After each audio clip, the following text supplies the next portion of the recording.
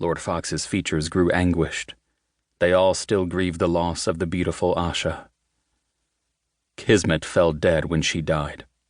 It was how Mistress Parmina knew what had happened to Michaela before the rest of us learned the news. Tia resurrected Mickey's horse, yoked it to herself. He closed his eyes and pressed his head against Kismet's. The horse nickered and snorted, showing no signs of its previous death.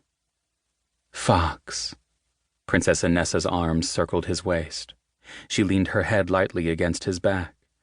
Her voice soft, she said, "We're going to find Tia, and we're going to save her. Let us talk to my mother and the rest of the Asha, and to Kant's as well.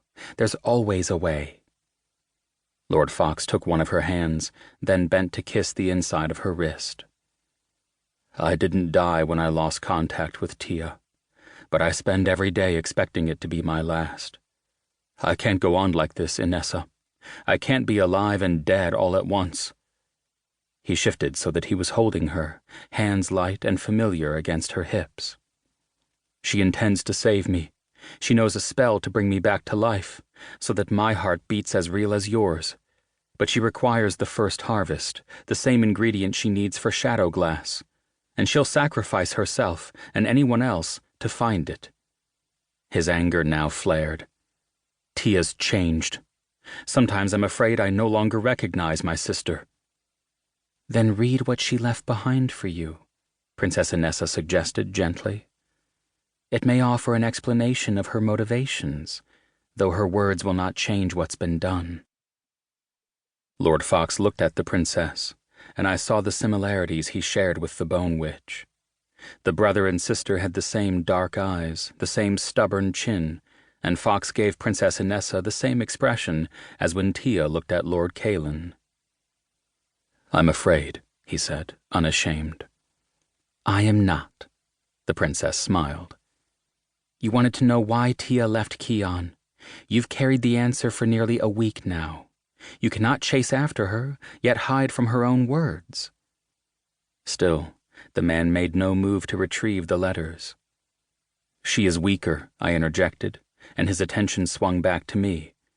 "Every time she uses her runes, it drains her. She told me once that Dark's glass was not meant to last for very long." Lord Fox took out the thick sheaf of papers and stared at them. He looked tired and worn. His love for his sister has aged him, I realized, even if time had not. Finally, he inhaled a long, shuddering breath. He handed the letters to me. "You were there when she began telling her story. Tell me how she ends it." I accepted. My fingers touched the soft parchment, noting the faint smears in her otherwise elegant writing. With my practiced eyes, I knew these stains were not caused by faulty ink, but rather tears. Above us, the pomegranate-colored sky gave way to darker clouds, suggesting only a few hours of brief, portentous respite before the storm. 1. I have always known darkness. It has been my friend, yet it has also been my enemy. Some days it is a mist over my eyes, leaving me blind to what should be obvious. But some days, I wipe away that fog and see more clearly in its aftermath than I ever have before it. The darkness was inside me, I think, long before I raised my brother from the dead. My silver heart's glass merely gave it a mouth, made the darkness realize that it too can hunger. This is not Fox's fault. This is not Lady Michaela's fault. I have told the bard much of my story, all but its end. Once we leave Dolores, it will be far too dangerous for him to travel with Callan and me. And so I write the rest of it now, with the clarity it deserves. I write while the fog is lifted, while I can see.